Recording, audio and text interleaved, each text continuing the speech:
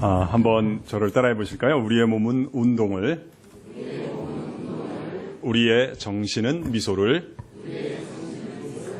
우리의 영혼은 사랑한다는 한마디를. 네, 잘하셨습니다. 우리 이 시간에도 한번 실습을 해보도록 하겠습니다. 다 같이 기지개 한번 켜볼까요? 내가 닿을 수 있는 가장 높은 하늘까지 한번 쭉 뻗어보도록 하겠습니다. 오므렸다가 한번 쭉 뻗어보실래요? 이것을 많이 하시면 정말 키가 큽니다.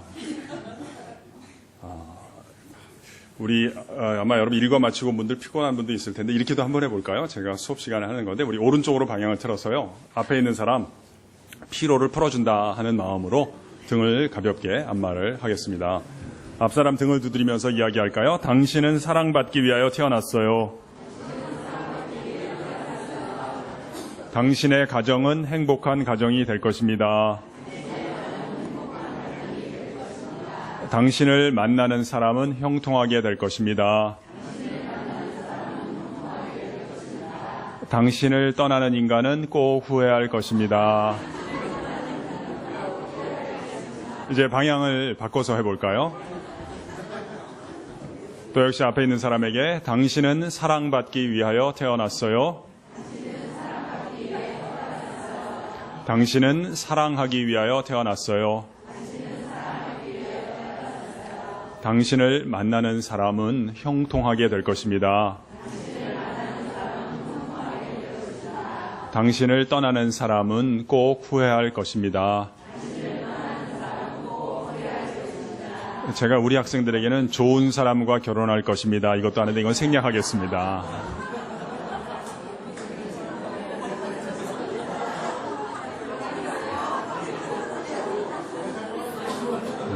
잘하셨어요. 우리 두 번째 원리도 같이 따라해 볼까요? 우리의 정신은 미소를. 네, 여러분 온 세상 사람들을 다 사랑하려고 하지 마세요. 어떤 분이 그렇게 말씀하시더라고요. 온 세상을 다 사랑하는 것은 그렇게 어려운 일이 아니라는 거예요. 그래서 뭐가 문제인가요? 그랬더니 문제는 옆집에 있는 그놈이라는 거예요. 그래서 그 말씀을 들으니까 일리가 있다는 생각이 들었어요. 그래서 혹시 운전하는 분들 계시면요, 이 서울 시내나 구리 시내에 있는 차들을 다 사랑하려고 생각하지 마시고요. 혹시 내 앞에서 운전하면 조금 서툴게 해도 내가 받아준다 하는 자세도 좋은 자세가 아닌가 해요. 태양을 사랑하는 것도 잘하는 것이지만 그보다는 내 한 평의 땅 안에 들어오는 햇빛이나 빗방울이라면 내가 환대를 하겠다 하는 자세도 좋은 자세인 것 같아요. 저는 어디 가면 이렇게 이제 주제에 관계없이 옆에 분들 인사를 권하는데요. 어제도 제가 이제 당신의 인격이 어떠하든지 끝까지 사랑하겠습니다. 인사를 권해드렸지 않아요. 그럼 여러분들처럼 보통 이렇게 인사를 해주시거든요. 그래서 그때 제가 아내랑 같이 가서 이제 인사를 부탁을 드렸어요. 근데 아내가 앞에 있는 분에게 이렇게 인사를 드렸답니다. 당신의 인격이 어떠하든지 끝까지 사랑하겠습니다. 그랬더니 이분이요, 뒤돌아보면서 이렇게 인사를 안 하시고요, 이렇게 말씀하시더래요. 죄송합니다만은 그렇게는 못하겠습니다. 그래서 돌아오는 차에서 저에게 말을 해주는 거예요. 앞에 분이 그렇게 말씀하셨다고. 그래서 제가 웃으면서 그랬어요. 야, 그분 누구신지는 몰라도 솔직하신 분인가 보다. 그런 생각이 들었어요. 실은 두 가지 생각이 들었어요. 첫 번째는 이분이 솔직한 분이구나. 누가 이제 시킨다고 해서 마음에 없는 말인데 그냥 건네시는 분은 아닌 모양이다 하는 생각이 들었고요. 두 번째 들었던 생각은 이분이 사랑이라는 단어에 대해서 지나친 부담감을 갖고 계시는구나. 상대방이 잘 못하면 내가 네가 그렇게 나오는데 내가 하겠냐 이런 생각을 갖고 계시는 모양이다 이런 생각이 들기는 했는데요. 아무튼 우리 옆에 있는 사람 한 사람 정도 내가 책임진다 생각하고요. 오늘은 뭐라고 인사를 할까요? 옆에 있는 분에게 이렇게 인사할까요? 당신의 반응이 어떠하든지 끝까지 사랑하겠습니다. 이렇게 한번 인사를 해볼까요? 당신의 반응이 어떠하든지 끝까지 사랑하겠습니다.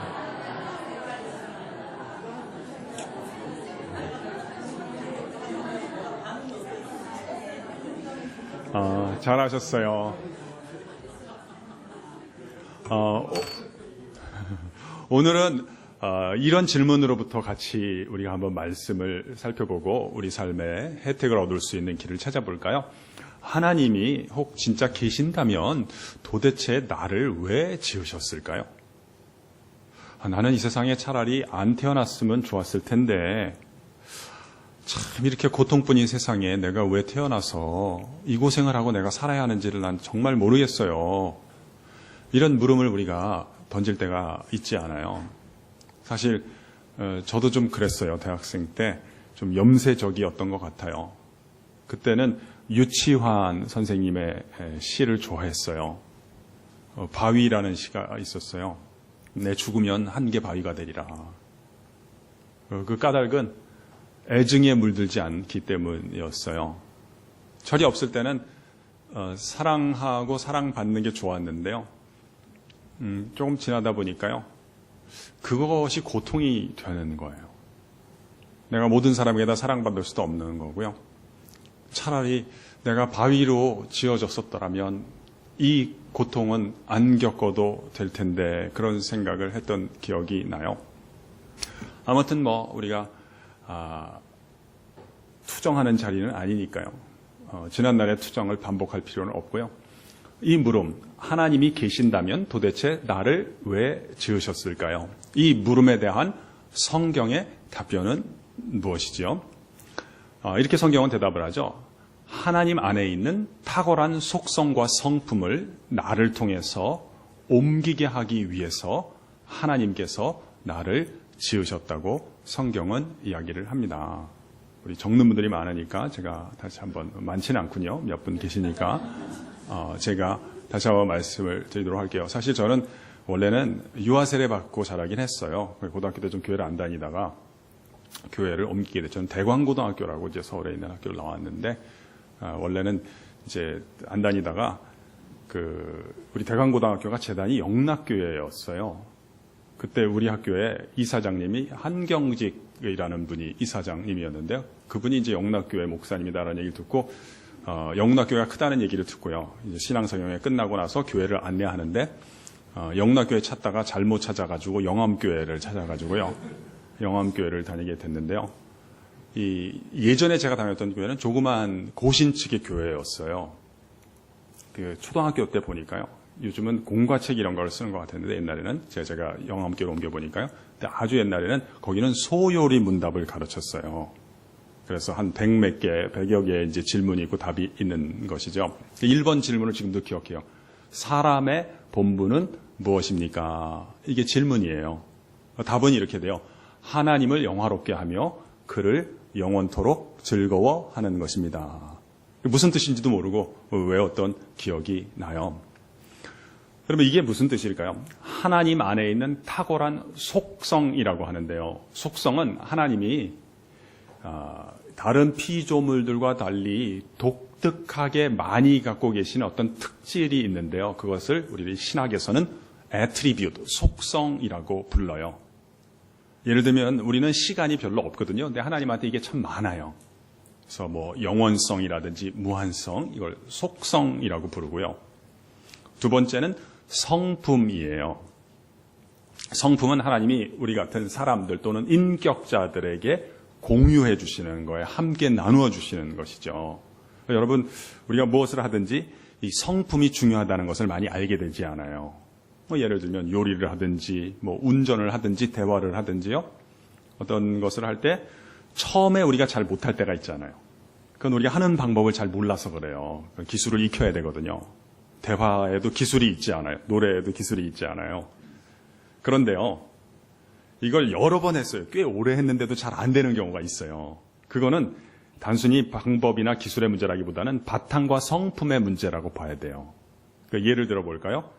예를 들면 대화를 할 때 있잖아요. 가족 간의 대화를 할 때 내가 이런 말을 하면은 우리 아이들이 싫어한다는 것을 내가 알아요. 내 아내가 싫어한다는 걸 내가 알지만 이것이 제어가 안 되는 사람들이 있어요. 아마 여기도 계실지 몰라요.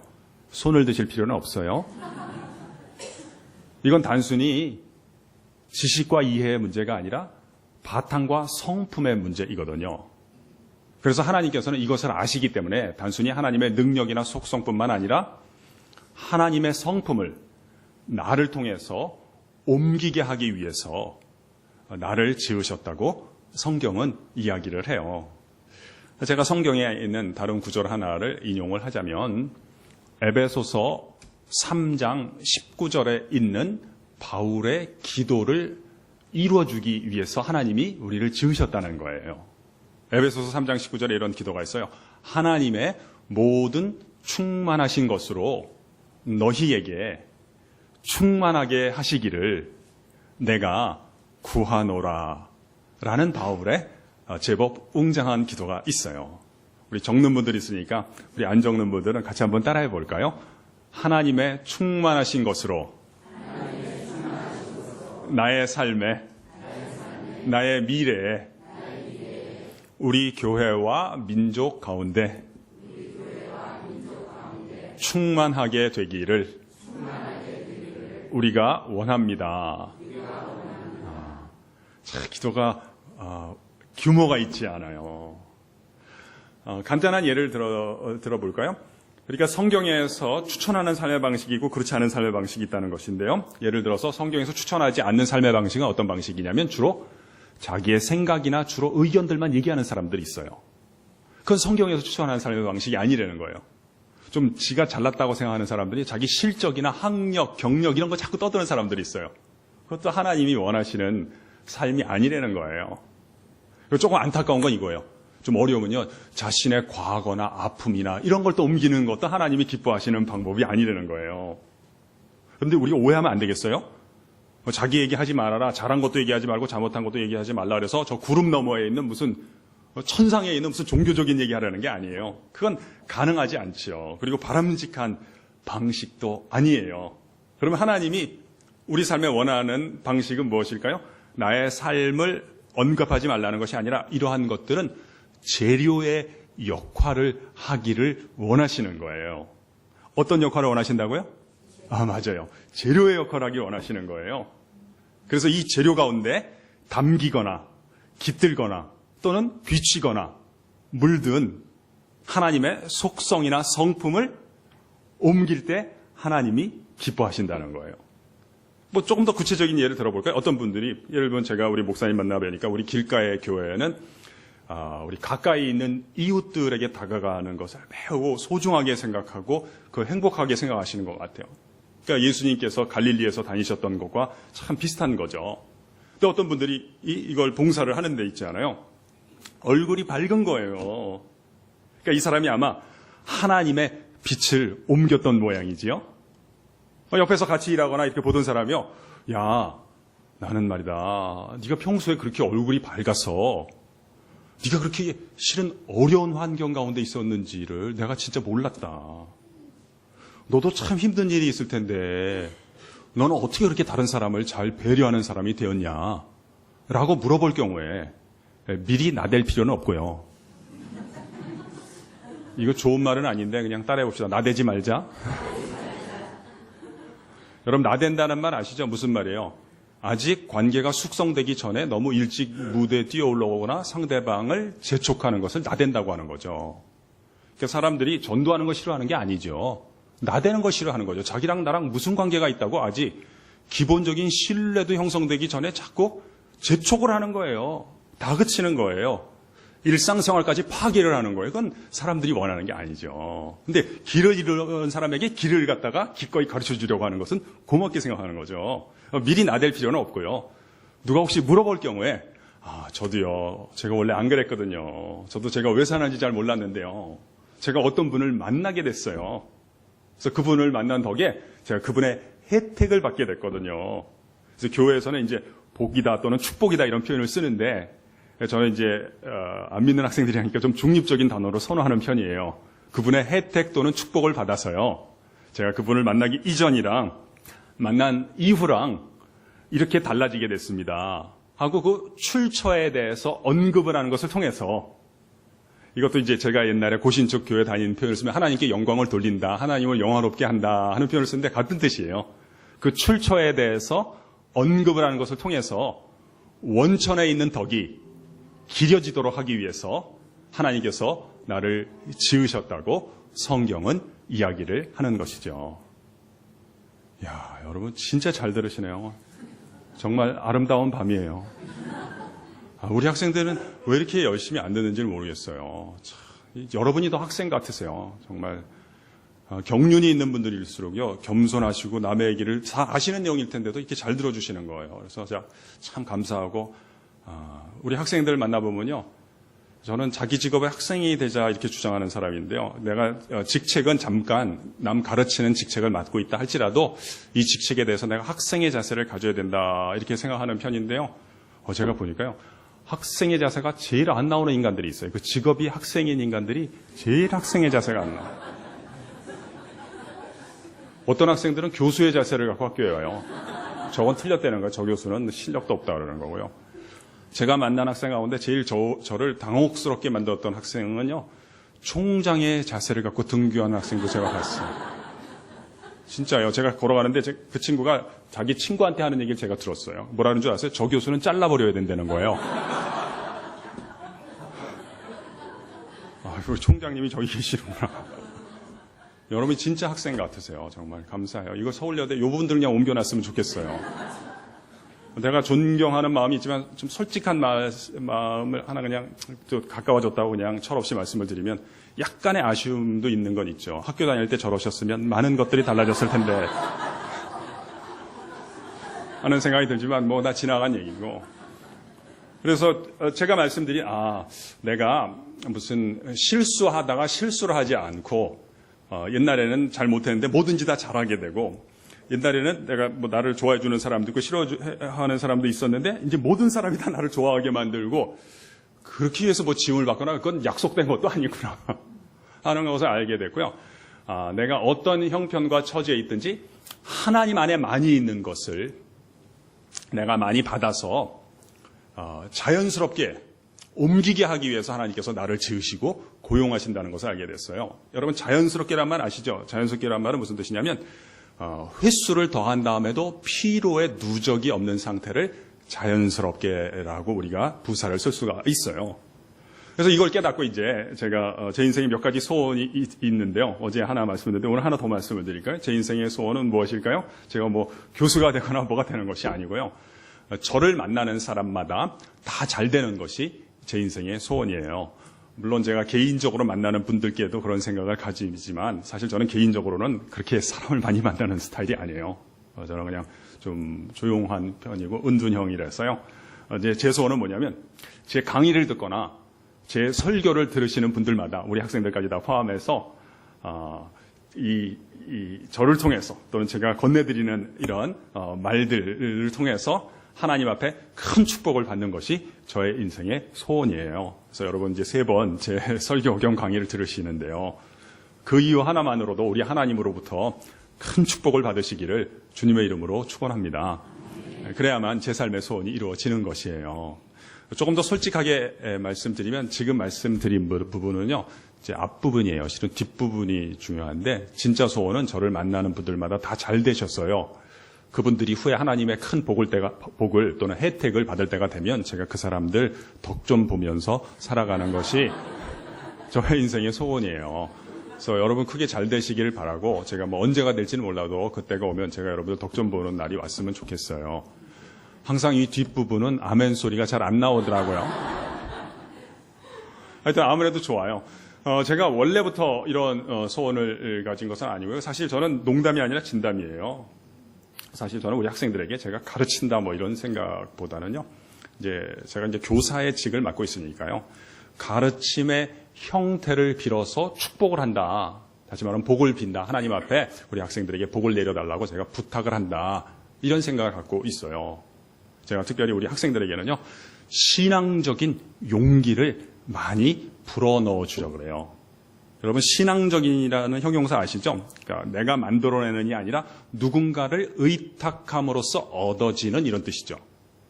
이게 용기가 필요하거든요. 용기라고 하는 건 뭐냐면 전쟁에 나를 따르라, 이번에 이순신, 명량, 그런 것만 용기가 아니고요. 이건 전쟁 때 필요한 것이고요. 근데 우리는 전쟁이 없이 살 때가 있는데 그때는 용기가 불필요한 게 아니거든요. 용기가 뭐냐면 우리 학생들은 청년들이기 때문에요, 이 불확실성과 동거하면서 살고 있는 거예요. 그러니까 여태까지는 한 20살, 25살까지는 부모님이랑 같이 살았지 않아요. 나머지 25년은 어디에서 살지, 무엇을 하고 살지, 누구랑 함께 살아갈지 아니면 홀로 살아가게 될지가 모르는 거예요. 이때 꼭 필요한 게 용기거든요. 용기라고 하는 건 뭐냐면 우리가 전쟁 때는 나를 따라하고 나가고 독재 정권이 있을 때는 깃발을 드는 게 용기이잖아요. 그러나 평시에는 그게 용기가 아니에요. 평시에는요, 미래가 불확실하고요, 과정 속에서 헤매일 때 중도에 포기하지 않고 한 걸음, 두 걸음 끝까지 정진하는 능력을 용기라고 불렀어요. 이건 고대 그리스 사람들이 우리에게 기여해준 철학적인 깨달음이에요. 그리스 사람들은 참 지혜가 많았거든요. 그러니까 이 사람들은 뭘 하게 됐냐면 말이죠. 우리가 덕을 쌓을 때, 그러니까 성품 덕 이런 건 비슷한 말이거든요. 그러니까 선행과 성품은 조금 다른 거예요. 예를 들면 이 교회에서 이렇게 안내역을 맡기잖아요. 그러면 선행을 하기가 좋은 거예요. 근데 그게 그 사람의 성품인지는 두고 봐야 되는 거예요. 그런데요, 이 성품이 되고 덕이 되려면요, 선행하고 뭐가 다르냐면 내가 친절하게 얘기를 했지 않아요. 그러면 이 사람이요, 나의 친절에 대해서요, 같이 친절하게 대응할지는 미래가 불확실한 거예요. 오직 용기가 있는 사람만이 상대방의 반응에 휘둘리지 않고 네가 그따위로 나오는데 내가 너한테 잘해주겠냐 이렇게 하지 않고요. 미래가 불확실하고 과정 속에서 헤매일 때에도 중도에 겁장이처럼 포기하지 않고 그 친절에 횟수를 더하는 거예요. 우리 아버님, 어머님이요, 자녀들을 갖다가 막 사랑으로 돌보잖아요. 그런데 아이들이요, 효도할지는 모르는 거예요. 어떻게 알아요? 불확실하잖아요. 근데 오직 용기가 있는 부모님만이요, 야, 너 내가 잘해준 게 어딘데 너 그렇게 나오냐? 이런 말씀은 안 하시고요. 두려움 가운데 겁쟁이처럼 분노로 표현하지 않고요. 내가 이 아이를 낳았을 때 하나님한테 받았던 그 감격과 기쁨을 잃어버리지 않고요. 한 걸음, 두 걸음 끝까지 정진을 하는 거예요. 그래서 고대 그리스 사람들은 용기가 없으면요, 근면이건 성실이건 친절이건 용기가 없다면 그 어떤 덕도 완결될 수가 없다는 것을 깨달았어요. 용기가 없으면 어떻게 되냐면요, 분위기나 환경에 따라서 한두 번의 선행은 가능하지만 진정한 성품, 하나님의 성품, 예수 그리스도의 덕을 구비하는 사람이 되지 못한다는 것을 알게 된 거예요. 그래서 제가 학생들에게 이런 얘기를 많이 해주네요. 여러분, 때로 앞길이 막막하고 고민이 많겠지만 여러분의 인생을 한번 하나님께 맡겨보세요. 하나님께서 여러분의 삶을 책임져 주실 것이고 우리 가운데서 훌륭한 일꾼들, 지도자들, 사업가들, 교육자들이 많이 일어날 것입니다 하고 제가 신앙적인 용기를 많이 불어넣어 주려는 거예요. 그리고 꼭 하는 얘기가 있어요. 여러분 후회 잘 되거든 저를 꼭 잊지 말고 기억을 해주기를 바랍니다. 제가 당부를 해요. 제가 심지어 어떤 얘기까지 하는 줄 아세요?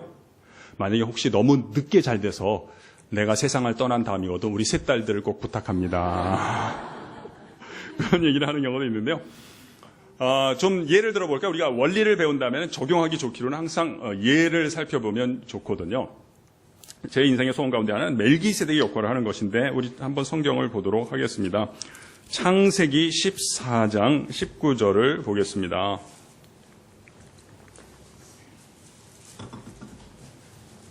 멜기세덱의 역할을 하는 것이 제 인생의 소원인데요. 창세기 14장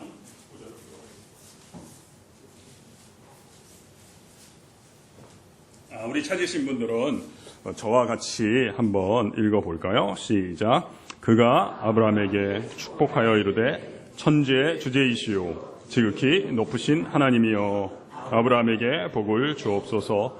아멘. 그는 누구일까요?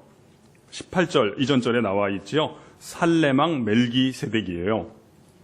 멜기세덱이 아브라함에게 축복하여 이르되, 이제 축복한다는 말은 이제 동사로 쓸 때 이 축복한다는 말은 원래대로 하면요, 문법적으로 제대로 하면 하나님을 주어로 쓰면 안 돼요.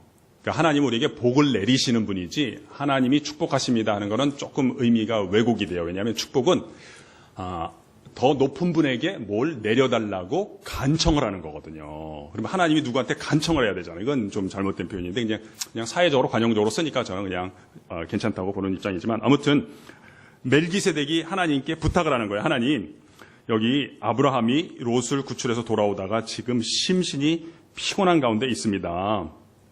천재의 주제가 되시고 지극히 높으신 하나님이여, 여기 있는 아브라함에게 복을 내려주세요 하고 복을 빌어주었던 거예요.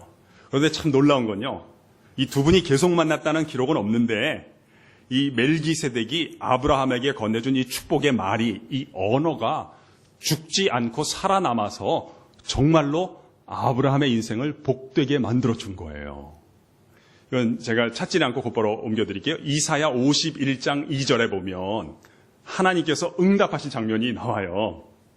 하나님께서 이렇게 응답을 하셨어요. 너희 조상 아브라함과 너희를 생산한 사라를 생각하여 보라. 아브라함이 혈혈단신으로 있을 때, 우리가 간단한 주석을 붙이면 무슨 말이에요? 혈혈단신으로 있을 때 아브라함이 처음부터 잘된 것은 아니다 라고 하는 암시가 있지 않아요. 아브라함이 홀로 있을 때 내가 그를 부르고 그에게 복을 주어 창성케 하였느니라. 이렇게 하나님이 응답을 하신 거예요. 그래서 저도 멜기세덱의 역할을 하는 것을 저의 삶의 이제 소원으로 삼게 된 것이에요. 사실 저는 종종 이렇게 부흥의 청탁을 받긴 하는데, 저는 사실 부흥사 목사님들처럼 설교하는 스타일도 아니거든요. 이게 기질도 좀 조용한 편이고요. 그래서 그분들처럼 설교를 잘 못하는데, 그래서 제가 뭐 기질에 따라서는 못하지만 제가 이 창세기 14장 19절 말씀에 의지해서 오늘 하나님 앞에 나온 여러분을 위해서 한번 제가 복을 빌어드리겠어요. 천지의 주제이시오, 지극히 높으신 하나님이요, 이 자리에 믿음으로 나온 우리 사랑하는 교우들 한 분 한 분, 한 가정 위에 우리 주님께서 친히 복을 내려 주시옵소서. 아멘. 여러분, 아멘 하신 바대로 여러분이 하나님의 혜택과 복을 많이 받으시고요. 또 거기서 그치지 마시고요. 여러분이 만나는 사람들마다 이 축복을 또 전파도 하시고 유통을 하시기를 주님의 이름으로 축원합니다. 정말 아름다운 밤이에요. 더 정확하게 표현하면 하나님이 당신의 아름다움을 빌려주시는 밤이 아닌가 해요. 제가 이런 얘기를 하면 이제 또 학생들한테 받은 질문 중에 하나가, 얘기를 들으니까 좀 솔깃하다는 거예요. 나도 혜택을 많이 받아서 그걸 다른 분들에게 옮기고 살고 싶은데 어떻게 하다 보니까 저는 원치 않게 자꾸 상처를 옮기게 되고 안 좋은 것을 옮기게 되는데, 어떻게 하면 저도 이런 하나님의 혜택을 옮기는 그런 삶을 살 수 있을까요? 그런 질문이 나왔다고 생각을 하고 또 제가 대답을 해드리도록 하겠습니다. 그런 마음의 소원이 있으시면 하나님의 뜻이 있는 거예요. 왜냐하면 하나님은 당신의 기쁘신 뜻을 우리 안에 선한 소원을 두고 행하시거든요. 어떤 소원이 생겼다는 건 하나님이 주실 생각이 하나님 안에 먼저 있었다는 뜻으로 우리가 이해를 해도 돼요. 그러한 마음의 동기가 있으신 분들이 계시면 제가 추천하고 싶은 길이 있습니다. 그것은 축복의 법칙에 순종하는 길을 걸으실 것을 추천을 해드리고 싶어요. 저랑 같이 한번 따라해 보실래요? 축복의 법칙을 배우자. 네. 축복의 법칙이란 하나님이 우리에게 복을 내리실 때 거치신 어떤 과정을 얘기하는 거예요. 제가 어제 말씀을 드렸나요? 어떤 사람이요, 어떤 것을 간절히 원하는데 얻지 못하는 까닭은 과정을 무시하는 습관이 있기 때문이거든요. 과정을 묘사한 것을 우리는 보통 법칙이라고 해요. 제가 법칙을 간단하게 묘사를 해드릴게요. 축복의 법칙이란 무엇일까요? 하나님께서 나에게 복을 주실 때 나에게 곧바로 복을 주시는 것이 아니고요. 오늘 내가 만나는 사람들이 나보다 먼저 잘되게 하시고 그 사람들을 통해서 나에게 복을 내리신다는 것이에요. 이 중요한 내용이고 또 우리 적는 분들이 많으니까요. 조금 더 생기셨으니까 이게 자꾸 거짓말을 안 되는데 한번 저를 따라서 우리 반복을 해볼까요? 축복의 법칙이란 하나님께서 나에게 복을 주실 때 오늘 내가 만나는 사람들이 먼저 잘되게 하시고, 네, 우리 기록하시는 분들은 먼저의 밑줄을 그으시는 게 좋아요. 우리가 열심히 해도 잘 안 되는 건 대체로 순서를 어기면 잘 안 되거든요. 또 한번 따라해 볼까요? 그들을 통해서 나에게 복을 내리신다는 것입니다. 네. 여러분 이해는 되실 거예요. 이제는 이제 실습을 하고 실행을 하는 것이 중요하지요. 여러분, 실행한다는 건 뭘까요? 실천한다는 것은 손발로 하는 것을 실천한다고 생각하지 마세요. 그건 피상적인 이해예요.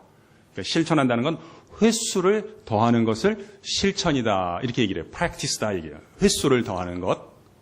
예를 들면 아이가 얘기를 하는데요. 내 생각에는 말이 안 되는 것 같은데도 어떤 어머니는요. 3분도 들어주시고 15분도 들어주시고 너는 왜 그렇게 생각하게 됐니? 이렇게 물어주시면서 30분도 들어주세요. 이분은 듣는 데 있어서 매우 실천을 잘하는 분이 되는 거예요. 아주 하나님의 성품에 굉장히 가까이 가는 분이 되는 것이잖아요. 그러니까 우리가 실천한다는 것은 한 번으로 끝내지 않는다. 2번으로 끝내지 않는다. 100번으로 끝내지 않는다. 그러면 실천을 잘하는 거예요. 그러니까 사실은 하나님 아니어도 다 사랑하는 거예요. 사기꾼도 초기에는 사랑하는 거예요. 근데 하나님의 차이는 횟수를 더해서 사랑하는 것이 하나님의 성품의 독특성인 거거든요. 그러니까 우리도 이제 법칙을 알았으니까 이렇게 하는 거예요. 오늘 특별히 우리 집회에 나왔으니까 더 좋아요. 밤에 주무시기 전에요. 피곤하겠지만 곧바로 주무시지 마시고요. 오늘 만났던 사람들을 잘 손꼽아 보세요. 그 사람들이 잘 되도록 복을 비세요. 또 내일 이제 직장에 가실 분들은 출근해서 만날 사람들이 있지 않아요. 그 사람들을 그려보시고 그 사람들이 잘 되도록 축복을 하세요. 만약에 우리의 기도가 응답이 되잖아요. 그러면 여러분은 자연스럽게, 그러니까 자동적으로 하는 말이 좀 다른 말이에요. 자연스럽게, 그러니까 계절을 거쳐가면서 이런 말이에요. 하나님의 혜택과 복을 유통하는 신앙인이 되실 줄로 믿습니다. 여러분, 나는 마음은 좀 혜택을 나도 많이 옮기고 싶은데 그게 잘 안 되는데 왜 그럴까요? 원인을 찾아야 돼요. 왜 그럴까요? 여러분, 인류가 발견한 접근법 가운데 제일 좋은 건 역시 의사 선생님들의 접근법이에요. 문제가 있을 때요. 몇 사람들이 모여가지고 쟤네들은 맨날 왜 저러냐? 그러면서 뭐 기도해야 하고 뭐 이런 거 안 해요. 원인을 진단을 하고요. 그리고 거기에 맞는 각 사람의 몸에 부담이 되지 않는 방식을 찾아요. 그걸 처방이라고 하는 거예요. 그래가지고 그냥 인류의 수명이 우리나라 사람한테 이렇게 늘어나게 됐지 않아요. 그 방법을 하는 게 좋은 거예요. 나도 하나님의 혜택을 옮기고 싶은데 잘 안 되는 거예요. 왜 그런가 봤더니 이거 나도 잘못하는 게 있는데요. 그것도 결과인 거예요. 원인이 있어요. 내가 매일 자주 만나는 사람들이 복을 못 받으니까 나까지 덩달아 피해를 보는 거예요. 우리 할머니들 혹시 손주들 길러주세요. 우리 손주가 잘 되려면 어떻게 돼요? 우리 손주를 가르치는 선생님이 먼저 복을 받아야 되는 거예요. 얘 친구들이 잘 돼야지 얘가 잘 되는 길이 있는 거예요. 사실 뭐 강의를 많이 하는 게 이게 뭐 또 축복인지는 제가 잘 모르겠어요. 근데 그냥 그렇다고 치면 저는 어떻게 하다 이렇게 강의를 많이 하는 사람이 돼버렸어요. 저는 원래는 좀 성격도 내성적인 편이고 이런 스타일이 아닌데 하여튼 좀 정신이 없어요. 강의를 많이 하고 그래서 그냥 그만할까 하는 생각도 있는데 그래도 누가 계속하라 그러더라고요. 메뚜기도 한 차례이기 때문에 그냥 계속해라 그러는데 근데 하여튼 이게 중요한 게 아니라 어떻게 하다 저는 명함도 없는 사람이거든요. 학교에서 이제 지금은 주지도 않아요. 옛날에 초기에는 2년에 한 번씩 줬는데 저는 받으면 다 쓰레기통에다 집어넣지 갖고 다니지도 않는데 어떻게 하다 내가 인생이 이렇게 됐는가 봤더니 제가 뭐 잘난 것도 아니고 저보다 뛰어난 분들 훨씬 더 많고요. 이 축복의 법칙 덕분이라는 것을 알게 된 거예요. 내가 선생님을 잘 만나서 그런 거구나. 우리 선생님이 복을 많이 받으시니까 내가 그분 밑에 있다가 그 혜택을 누리게 되었다는 사실을 알게 된 거예요. 예를 들면 지금 숭실대학의 교수로 있는 김회권 교수라고 있어요. 제가 좋아하는데 제가 아까도 차 타고 오면서 우리 집사람한테 그랬는데 내가 20대는 당신이랑 연애했고 30대는 김회권 교수랑 연애를 한 거다. 제가 프린스턴에서 공부 마칠 때요. 이분을 처음 만났거든요. 말하는 게 저한테 너무 멋있는 거예요. 보통은 이렇게 얘기하잖아요. 지금은 사회적으로 급변하는 시대입니다. 근데 이분은 뭐라고 얘기하는 줄 아세요? 지금은 역사의 융기와 침강이 동시에 일어나는 시대라는 거예요. 또 어떤 사람은 너무 현학적으로 얘기한다고 싫어했지만 저는 이분 얘기를 듣는 게 밥 먹는 시간보다 더 행복했어요. 그래서 석 달만 만나고 저는 학위가 끝나고 들어오고 이분은 그때 공부를 시작했기 때문에 이분은 이제 저보다 대학은 선배인데 졸업한 다음에 이제 1979년에 대학에 들어간 학번인데 11년 동안 신림동 판자촌에서 가난하게 살면서 한 달에 70만 원 받고 대학생들 성경을 가르쳤거든요. 그래서 이 사람은 눈 감고 입을 열면 성경이 줄줄줄 나와요. 그래서 제가 석 달 동안 그분 만나고 또 그분이 학위 끝나고 온 다음에는 또 같이 만나고 그분이랑 내가 사귀다가 성경을 보는 눈이 조금 열리게 됐다는 사실을 알게 된 거예요. 그리고 사람이요. 이렇게 혜택을 받는 게 좋더라고요. 왜냐하면 그래야죠. 자기가 그런 축복받기 이전이요. 어떠한 저주와 궁핍 가운데 살았는가를 뒤늦게 알게 되는 거 있죠. 사람은요, 그러니까 자기에 관한 건요, 알기가 참 어려워요. 거의 대부분 뒤늦게 아는 거예요. 우리가 뭘 들었을 때 있죠. 곧바로 아는 건 있잖아요. 다 남 얘기예요. 그러니까 자신에 관한 건요, 기분이 먼저 나빠지기 때문에 알 수가 없어요. 저는 이런 혜택을 받고 나서야 인생에 참 오래된 문제가 풀렸어요. 내가 왜 대학생 때 염세적으로 살 수밖에 없었는가. 그런 것을 알게 된 거예요. 예를 들면 여러분 가운데 믿음이 참 좋아지기 원하지만 믿음이 잘 안 자라는 분들 여기 계시잖아요. 손 드실 필요는 없다고 그랬습니다. 여기 계시잖아요. 그냥 원리만 우리가 배우고 적용을 합시다. 그 이유 중에 하나는 당신이 매일 자주 만나는 사람들이 믿음이 없으니까 당신까지 믿음이 안 좋은 거예요. 만약에 당신이 자주 만나고 조언을 구하는 사람이 정말 믿음이 좋은데 당신만 믿음이 안 좋기는 어려운 거예요. 그렇다면 당신도 참 대단한 인간이라. 그건 좀 어려운 거예요. 제 경우는 그런 거예요. 제가 그냥 대학교만 다녔을 뿐이죠. 정말로 영혼의 축복을 받으신 분들을 저의 인생의 스승으로 모시는 일을 게을리했기 때문에 그 대가로 내가 내 젊은 날의 인생이 그러한 길로 펼쳐질 수밖에 없었다는 것을 알게 된 거예요. 그래서 혼자 있을 때는요, 저는 쇼펜하우어의 책을 끼고 다녔어요. 자살 예찬론. 일찍 죽는 게 낫다. 안 태어나는 게 낫다. 그래놓고 지는 80몇 살까지 살고. 내 인생은 왜 이렇게 비참한가? 왜 태어났나? 그런 것만 묵상하면서 살아가는 거예요. 가끔 친구들 만나서 술 마실 때는 각자, 저도 그렇고요. 제 친구들도 그렇고, 각자 자기의 인생이 얼마나 비참한가를 간증을 하면서 술을 마시는 거예요. 우리는 또 남 탓하는 걸 좋아해가지고 우리가 배운 공부가 훌륭한 도구를 마련해 주었어요. 사회 때문이다, 역사 때문이다 이런 생각을 했는데 아직 틀린 얘기라고 생각하지는 않지만 그렇게 살 뻔하다가 하나님께서 저를 불쌍히 여겨서 그런지 뒤늦게나마 좋은 선생님을 만나게 하시고 선배님 밑에서 훈련받게 해서 이제 조금씩 달라지고 있다 생각을 하고 있기는 합니다. 자, 여러분들 복을 빌어드렸습니다만 다는 축복을 못하겠고 앞으로 여러분을 만나는 사람까지만 제가 한번 복을 빌어드리고 싶어요. 여러분, 앞으로 여러분만 잘 되실 뿐만 아니라요. 여러분을 만나는 사람들마다, 여러분을 아버님이나 어머님이나 가족이나 친구로 만나는 사람들이나 선배로 만나는 사람들, 이웃으로 만나는 사람들마다 여러분으로 인하여 큰 축복을 받을 수 있기를 주님의 이름으로 축원합니다. 정말 아름답습니다. 어떤 때는 저는 이게 너무 기분이 좋아요. 그냥 행복하고요. 옛날에는요, 저 한참 염세적일 때는 밤이 싫었어요. 이렇게 시계 초침 소리가 크게 들리는 거 있죠. 참 너무 싫었어요. 근데 지금은 이런 얘기 할 때 너무 행복해요. 왜냐하면 저는 그냥 이 시간이 저의 존재 목적이 실현되는 순간이라고 생각하는 거예요. 내가 이걸 통해서 다른 분들에게 옮기지 않는다면 책을 읽은 것이 무슨 소용이 있었겠는가. 제가 김혜권 목사님 만나서 배우면서 우리의 인생은 성경 한 구절을 이루기 위해서 지음을 받았다는 것을 배웠고 깨달았어요. 저는 이사야 50장 4절을 이루기 위해서 살아간다고 생각해요. 주 여호와께서 학자의 혀를 내게 주사 말로 어떻게 곤핍한 자를 위로할 줄 알게 하시고 아침마다 나의 귀를 깨우치시되 학자같이 알아듣게 하시는도다. 이 한 구절을 이루기 위해서 내 인생이 있다. 이렇게 생각을 하고 있어요. 그러면 두 번째 질문, 하나님이 도대체 우리를 왜 지으셨는가? 하나님 안에 있는 속성과 성품을 옮기게 하기 위해서 지으셨다. 두 번째 질문 오늘 또 살펴보겠습니다. 그러면 이 축복을 유통하는 삶이 하나님의 목적에 부합하는 삶이라고 했는데 어떠한 축복을 유통을 하면 좋을까요? 이런 질문이 나왔다고 생각을 하고 같이 생각을 해보도록 하겠습니다. 제가 추천하고 싶은 게 많습니다. 믿음에 관한 것도 있고 은혜에 관한 것도 있는데요. 오늘 후반부에서는 저는 여러분에게 언어의 축복을 추천을 해드리고 싶습니다. 아직 여러분의 기도 목록이 있으실 터이지만 이러한 기도를 아직 안 해본 분이 계신다면 제가 추천하고 싶은 기도가 있어요. 다음과 같은데요. 하나님, 제가 언어의 힘과 언어의 아름다움을 꼭 체험하기를 원합니다. 아직 이런 기도를 저는 못 해봤습니다. 여러분 분들 계신다면 제가 이 기도를 꼭 추천하고 싶어요. 이 기도를 하시고 응답을 받으시면 여러분의 삶 가운데, 다시 말하면 여러분의 관계와 사업 가운데 엄청 좋은 일들이 기하급수적으로 있을 것임을 말씀을 드리고 싶어요. 우리 기도를 같이 한번 따라해 볼까요? 왜 적는 분들은 적으시고 안 적는 분들은 같이 한번 따라해 볼게요. 낭독하는 것도 내가 나한테 옮기는 한 가지 과정이거든요. 한번 따라해 볼까요? 하나님, 언어의 힘과 언어의 아름다움을 꼭 체험하고 싶습니다. 네.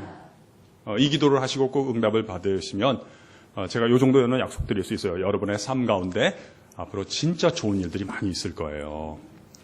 제가 이런 얘기를 했더니요. 우리 학생들은 저한테 질문을 많이 하잖아요. 어떤 학생이 저한테 곧바로 질문을 했어요. 교수님 말씀대로 자기가 그 기도를 하고 진짜 응답을 받으면 어떠한 좋은 일들이 있게 되냐는 거예요. 그래서 제가 곧바로 대답해 주었습니다. 네 결혼 날짜가 일찍 잡힐 것이며 네가 어느 직장에 가서 취직을 하든지 아마도 승진 통보가 빨리 올 것이다. 그리고 너를 아는 사람들은 네가 있는 그 모임의 분위기가 한결 다르다. 이걸 아마 다들 알 것이고 좀 둔한 애들은 있을 때는 잘 몰라도 네가 없을 때 너의 빈자리를 느끼게 될 것이다. 하고 제가 이야기를 해주었는데요. 이 언어의 힘. 요즘 젊은 아이들은요, 너무 일찍 돈의 힘에 이렇게 빠지거든요. 뭐 틀린 건 아닌데, 근데 언어가 얼마나 더 힘이 센가. 또 요즘 젊은 애들은 또 뭐 젊은 사람만 그러겠어요? 남녀노소 다 관계없이 이 외모에 이렇게 많이 집착을 하는데요. 이 말의 아름다움이 이 모양의 아름다움보다 얼마나 더 강력한가. 야, 이걸 체험하는 게 굉장히 중요하거든요. 그런 거를 좀 몇 가지 좀 말씀을 드리고 싶어요. 그럼 언어는 어떤 힘이 있을까요? 언어는요, 인간 정신의 양식이라고 봐야 돼요. 우리가 밥을 먹고 살아가듯이 그 밥을 잘 못 먹으면 영양실조가 되지 않아요. 근데 우리가 좋은 언어를 섭취를 못하지 않아요. 그러면 사람이 열등감에 빠지면 참 어렵습니다, 여러분. 어떤 분들이 이렇게 자기 자랑을 많이 하시고 그러는데요. 이해해야 돼요. 왜냐하면 그분이 메워야 하는 열등감의 구덩이가 너무 크기 때문에요. 그걸 메워야 되는 거예요. 그거 못 메우게 하면 욕먹습니다. 싫어합니다. 이 언어가 인간 정신의 양식이 있거든요. 특별히 사람은요, 자신의 현재와 가능성을 인정받는 언어를 많이 섭취를 해야 돼요. 사실 이게 우리가 열등감에 많이 빠지는 게 좋은 언어가 우리에게 공급되지 않는 것도 한 가지 이유예요. 교제권에 의해서 달라지는 거겠죠. 근데 또 하나 이유가 있어요. 우리도요, 아주 습관이 안 좋아요. 이게 나쁜 습관을 참 좋은 습관을 탁월한 습관으로 대체하는데 온갖 노력을 경주해야 됩니다. 그 중에 하나 제가 한번 얘기해 볼까요? 우리는 예를 들면 하나님의 말씀이라든지 하나님의 나를 사랑해 주시고 나에 대해서 품고 계시는 계획 같은 거 우리 목사님이 아마 많이 말씀해 주실 거예요. 그러면 목사님의 말씀을 들으면서 목사님의 말을 들으면 안 되고 그 말을 통해서 내 인생을 향한 하나님의 약속을 받는 습관을 들여야 되는 거거든요.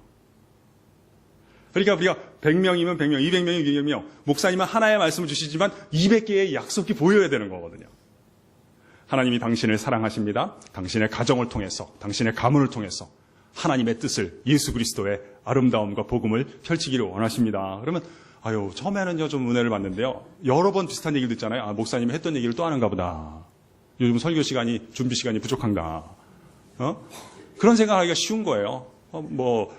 저는 저 같은 사람은 더 그렇거든요. 저는 했던 얘기를 또 하는 걸 좋아하거든요. 저는 직업은 유통업이고 전공은 모방과 표절이고 제 은사는 했던 얘기를 또 하고 또 하는 거거든요. 그런데 그걸 다 쓰면 어쩔 수 없는데요.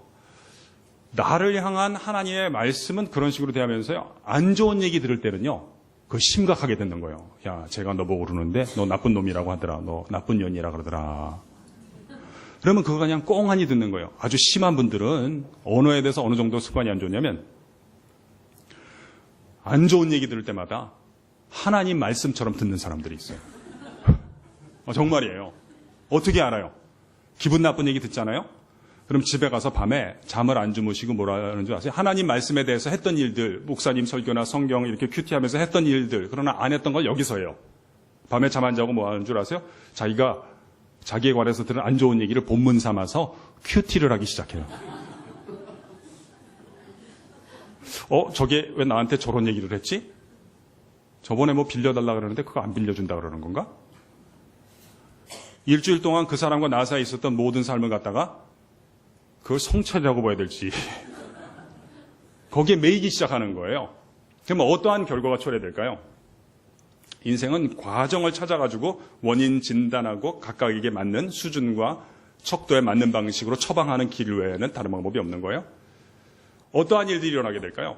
나의 자아가, 나라는 사람이, 이 장경철이라고 하는 사람이 설거지를 오랫동안 안 하고 방치된 그릇과 같이 돼버려요. 어떻게 될까요? 여러분, 라면 끓여 먹고 우리가 좀 놔둬봐요. 라면빨이 부드러운 것 같죠? 아닌 거예요. 이 부드러움은 대개요, 습도에 의해서, 온도에 의해서 유지되는 거죠.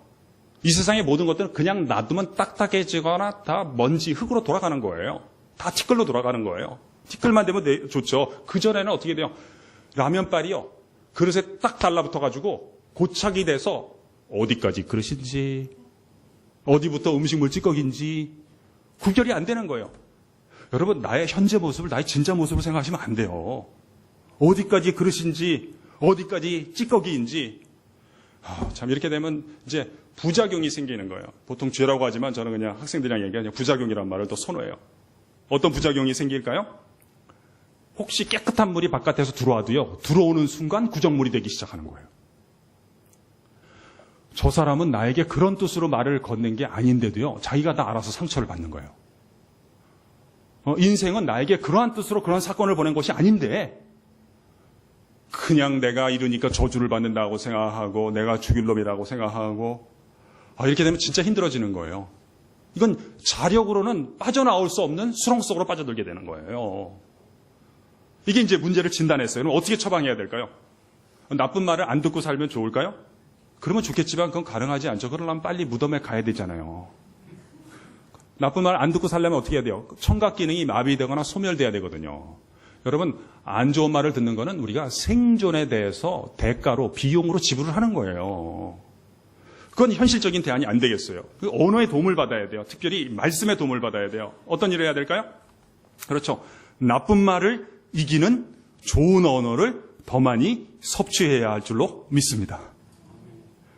여러분, 성경을 읽을 때나 우리 예배 시간에 하나님 말씀을 받을 때 이렇게만 하시면 돼요. 음식을 먹는 것보다 더 행복해지기 시작하면 이젠 되기 시작하는 거예요. 말씀을 들으면서 이게 밥 먹는 시간보다 더 행복하지 않아요? 이제는 이 시간이, 말씀을 접촉하고 섭취하는 이 시간이 해독의 시간이 될 줄로 믿습니다. 치유와 회복의 시간이 될 줄로 믿습니다. 그래서 사도 바울이 칭찬하는 게 하나 있어요. 우리도 이 칭찬을 받으면 인생이 싹 좋아지는데 한번 봅시다. 데살로니가전서 2장 13절이에요. 데살로니가전서 2장 13절. 제가 참 좋아하는 구절이에요.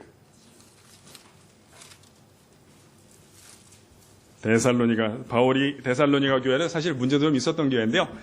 바울이 이런 칭찬을 했어요. 2장 13절.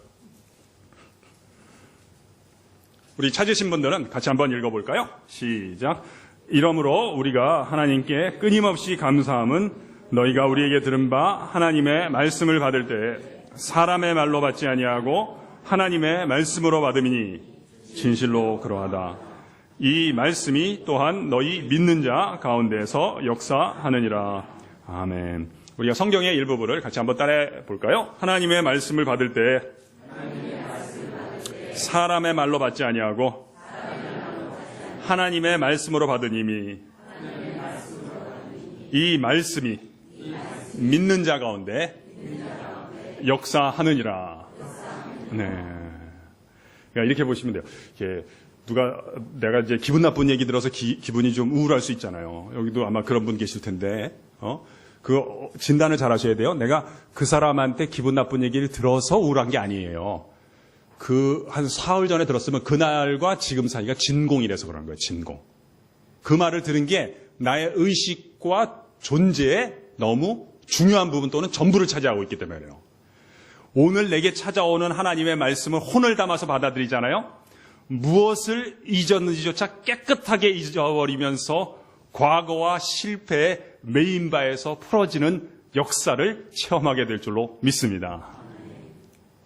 그래서 바울은 우리한테 예를 들어주는데, 예를 들면 아브라함이 예를 들어주는 거죠. 로마서 4장 17절에 뭐라 그래요? 그의 믿음 바 하나님은 죽은 자를 살리시며 없는 것을 있는 것 같이 부르시는 이시니라.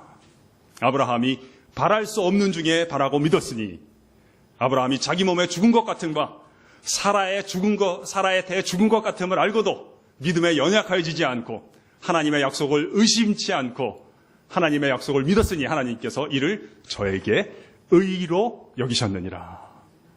하나님의 말씀을 하나님의 말씀으로 받을 때에 역사가 있는 줄로 믿습니다.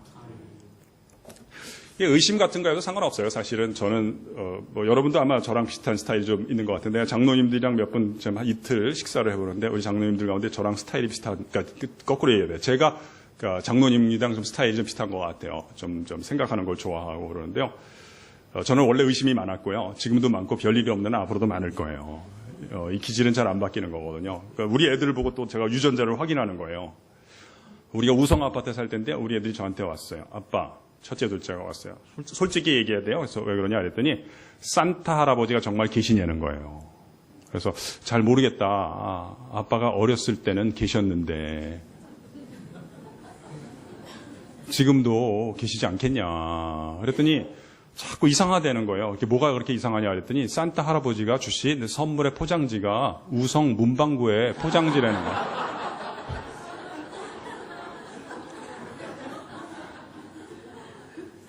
그래서 저는 옛날에는요, 참 제가, 하여튼 제 인생은 그냥 오해를 시정하는 과정이에요. 저는 토우저의 말을 좋아해요. A.W. 토우저. 딱 저한테 하는 얘기예요.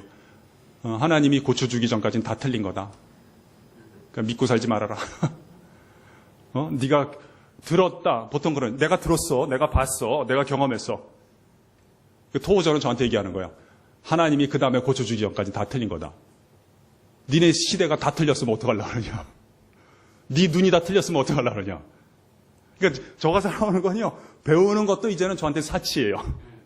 그냥 제 안에 있는 잘못 알았던 것들을 갖다가 바로 잡는 것만 해도 너무 힘이 드는 거예요. 그 중에 하나가 옛날에는요, 의심이 사라져야 믿는 줄 알았어요. 그런 날이 오질 않는 거예요. 그래서 저는 지금 참 너무 죄송한 게 대학생 때 고등학교 때 영암교회 나갔잖아요. 대학생 때 교회를 나가긴 나갔어요. 믿음이 있어서 나간 게 아니라 여자 만나러 나간 거거든요. 우리 조장님이 고대 공대에 다닌 분이었는데 저는 참 그분한테 너무 죄송해요. 신앙이 좋은, 신실한 분이었어요. 근데 저는 신앙은 없고 성경 지식만 있었던 사람이에요. 그러니까 조별 성경 공부하잖아요. 저보고 뭐 얘기하라 그러면 이 마태복음이랑 누가복음이랑 왜 기적이 이게 서로 다른가요? 이런 걸 물어보는 거예요. 그러니까 조장님이 저를 참 싫어했어요. 조언도 새로 짤 때면 쟤 좀 니네 조에 가져가라. 쟤 때문에 성경 공부가 안 된다. 우리 대학부 목사님이 예수님이 우리의 목자가 되십니다. 그럼 저는 뒤에 앉아서 궁시렁궁시렁 거리는 거예요. 양이 목자가 있다고 그거 기뻐할 일이냐? 목자가 양을 개인이 키우냐? 나 털 깎고 고기 팔아갖고 지 돈 벌라고 키우는 건데. 이걸 제가 하려고 했던 게 아니에요. 나는데 어떻게 해요? 이게 미치겠더라고, 내가. 그러다가 이제 뒤늦게 알게 된 거야. 그래서 나는 또, 모태신앙이라 그러잖아요. 모태신앙. 이것도 못해, 저것도 못해. 체험도 없어. 우리 그 고대 공대 최원성이가 그 선배님은 그분은 공학을 한 분이니까 나름대로 순수한 부분이 체험이 있었거든요. 나는 그런 게 없고 그분이 막 열심히 하나님에 대해서 얘기하는 거 보면 그냥 차가우니까 저쪽은 그냥 뜨거운 사람이고 이게 참 힘들더라고요. 그래서 무슨 체험을 해야 되는가. 근데 제가 보니까요, 어떤 간증을 하는 분들 얘기도 들었어요. 보니까 그분들이 그 경험을 했기 때문이 아니더라고요. 어떤 사람 물론 이제 암 가운데 투병 가운데 하나님 만나는 거예요. 근데 제가 보기에 엄밀하게 얘기하면요, 그 경험을 그 믿음의 방향으로 해석을 해주셨기 때문에 그게 증거가 되는 거지. 반대로 가는 사람도 많거든요. 이게 어떻게 되는가? 그러다가 제가 뒤늦게 알게 된 거예요. 뭘 알게 됐냐면, 예를 들면 목자의 경우도 제가 요한복음을 공부를 하면서 10장에 보니까 이 세상의 모든 목자는 자신의 이익을 위해서 양을 기르는 건 제가 틀리지 않은 거예요. 우주에서 하나밖에 없는 특이한 목자가 있다는 사실을 배우게 된 거죠. 도적이 온 것은 죽이고 멸망시키기 위해서 왔지만 나는 선한 목자라. 내가 온 것은 양으로 생명을 얻게 하고 더 풍성히 얻게 하려는 것이다. 인자가 온 것은 자기 목숨을 많은 사람의 대속물로 주려 함이니라. 이런 말씀을 들으면서 깨닫게 된 거예요. 그래서 알게 된 거죠. 내가 옛날에 왜 못 믿었는가 알게 된 거예요. 왜 못 믿었을까요? 성경을 알았어도 그렇죠. 의심할 수밖에 없는 성경 말씀들 쪼가리들밖에 몰랐죠. 들어도 하나님의 말씀을 들은 게 아니죠. 요런 거 저거는 왜 다른가? 어떻게 해서 믿음을 갖게 됐을까요? 제가 믿은 것도 아니에요. 엄밀하게 얘기하면 내 안에 들어와서 내 영혼을 진동시킨 하나님의 말씀이 내 안에서 없었던 믿음을 창조해 주셨기 때문에 내가 믿음을 드디어 미적지근하나 고백하게 되었다는 걸 알게 된 것이죠. 그러므로 믿음은 들음에서 나며 들음은 그리스도의 말씀으로 말미암았느니라. 너희는 눈을 높이 들어 누가 이 모든 것을 창조하였나 보라. 주께서는 수효대로 만상을 이끌어내시고 제가 제일 좋아하는 구절 가운데 하나 각각 그의 이름을 부르시나니 그의 권세가 크고 그의 능력이 강함으로 하나도 빠짐이 없느니라. 우리 요 구절 같이 한번 따라해 볼까요? 각각 그의 이름을 부르시나니. 하나님의 부르심이 있는 거죠. 우리 신학에서는요, 제가 신학 강의를 하면 재미있는 부분인데 창조, 구원, 치유, 소명보다 하나님의 부르심이 앞선다고 보는 거예요. 부른다는 거 아시죠? 여러분 뭐든지 이름을 부르면 어떻게 돼요? 이름을 부르면 모든 3인칭은요, 그는 당신이 돼서 내게 찾아오는 거예요. 잠자는 것들이 깨어나기 시작해요. 이름을 부르면. 제가 수업 시간에 학생들 이름 부르잖아요. 조는 애들이 깨어나기 시작하는 거예요. 별 하나의 어머니, 별 하나의 사랑과 윤동주의 별에는 밤이라는 것도 있지 않아요. 이름을 부르면, 이름을 모르면 만남도 시작이 안 돼요. 저는 한번 체프할 때마다 1,400명씩 더 나갔다 해요. 이 학생들은요, 제 눈에는 다 소떼나 양떼들인 거예요. 왜 제가 이름을 모르니까. 서로가 서로에게도 그런 거예요. 근데 이름을 알면서부터 학생들이 자기들이 만나요. 그리고 서로가 서로 이름을 부르면서 관계가 시작이 되는 거예요. 그러니까 믿음이라고 하는 건 뭐예요? 목사님이 설교하는 게 아니죠. 하나님께서 설교자의 입술을 빌어서 우리에게 찾아와 주시고, 교인들이 듣는 게 아니죠. 하나님께서 회중의 귀를 빌어서 우리에게 찾아와 주시고, 어떨 때는 말이에요. 예배 드릴 때 보면 구름에 쌓인 듯한 느낌이 들 때가 있어요. 오늘 참 학생들이 잘 듣는다, 우리 학생이 잘 안 듣는데 어떨 때는요, 저도 깜짝 놀랄 때 저것들이 오늘 왜 저러나, 약 먹었나. 구름에 쌓인 듯한 느낌이 들 때가 있어요. 그때 사무실에, 그때는 시간이 엄청 빨리 갑니다. 저는 시간을 지키려고 하는 사람이기 때문에 황급하게 끝내요. 사무실에 가서 직원들이랑 얘기를 하는 거예요. 요즘 왜 이렇게 오늘 학생들이 잘 듣냐. 근데 뭔가 초라한 거예요. 초라한 거. 내가 틀린 말을 한 것 같지는 않은데요. 말이 허전하게 느껴지는 때가 있어요. 그러니까 진리라고 하는 건 뭐냐면, 뭐 고상한 얘기가 진리가 아니라 사실이나 사건에 상응하는 진술이 펼쳐지는 것을 보통 진리라고 얘기를 해요. 내가 한 말이 다 그냥 허언이니까 조금 더 하나님께서 내게 찾아오신 그 사건에 상응하는 진술을 펼치기를 원하는 거예요. 오늘 그 어떤 분이 내 삶 가운데 찾아와 주셔서 때로는 설교자를 통해서, 때로는 불어오는 바람을 통해서 내게 말씀해 주셨고, 그 어떤 분이 스스로 들으시되 회중들의 귀를 빌어서 들어주셨고, 나는 그냥 내가 힘들 때 잠깐 교회 가서 도움을 얻거나 아니면 내가 생각하는 정의의 방법을 구현하기 위해서 교회에서 힘을 갖다 그냥 모으는 것인 줄 알았는데, 그분이 살아계시며 그분이 어떠한 분이며 그분의 품과 계획이 어떠한지가 이 예배 시간에 계시되는 사건이 일어났다고 진술하는 것이 사건에 조금 더 상응하는 언어 표현이 될 때가 있는 거예요. 하나님의 말씀으로 받는 그 축복을, 그 희열을, 그 감격을, 그리고 얘기하지 않고서는 미치게 되는 그 감격을 누릴 수 있는 은혜를 받으시기를 주님의 이름으로 축원합니다. 말을 하고 싶어서 한 게 아니에요. 안 하면 그냥 미치겠는 거예요. 그래서 제가 미국에 있을 때 찰스 스윈돌이라고 하는 분 설교를 좋아했어요. 그래서 굉장히 많이 들었는데 그분은 그런 얘기 하더라고요. 이렇게 목회자로서 소명받았는지 어떻게 알 수 있냐면요. 다른 일을 해서 뭐 공부도 하고 사업도 하고 다 잘 되는데, 다 잘 되는데도 허전하면은 너는 소명받았다는 거예요. 다른 일을 했는데 내 안에 지울 수 없는 그리움이 있는 거예요. 하나님을 향한 그리움이 있고 하나님 말씀의 진동이 있으면 너는 소명받았다는 거예요. 제가 우리 애랑 했던 얘기 어렸을 때 하나 하고 매듭을 지을게요. 애들을 재워주는데 우리 애가 저거 그러는 거예요. 아빠, 왜 하나님이 아빠한테 진짜로 말하는 거예요? 아니면 마음에다가만 말하는 거예요? 그래서 제가 이렇게 얘기했어요. 하나님께서 아빠 마음에다가 진짜로 말씀해 주시지. 또 묻는 거예요. 아빠, 하나님이 그때 제가 이제 대학교에 담임을 했었는데 가끔 아동부에 가서 축도를 해줬거든요. 그러니까 얘가 그런 거를 묻더라고요. 하나님이 아빠한테 그 얘기부터 먼저 했군요. 생각해 보니까 아빠는 하나님을 더 사랑해요? 아니면 해수를 더 사랑해요? 그랬더니 제가 이렇게 얘기했어요. 아빠는 하나님을 사랑하지. 근데 하나님께서는 해수를 하라고 말씀을 해주시지. 이렇게 얘기했더니 얘가 그걸 물어본 거예요. 진짜로 말씀하시냐? 마음에만 하느냐? 그래서 내가 진짜로 아빠 마음에다 말씀하신다. 그랬더니 얘가 또 묻는 거예요.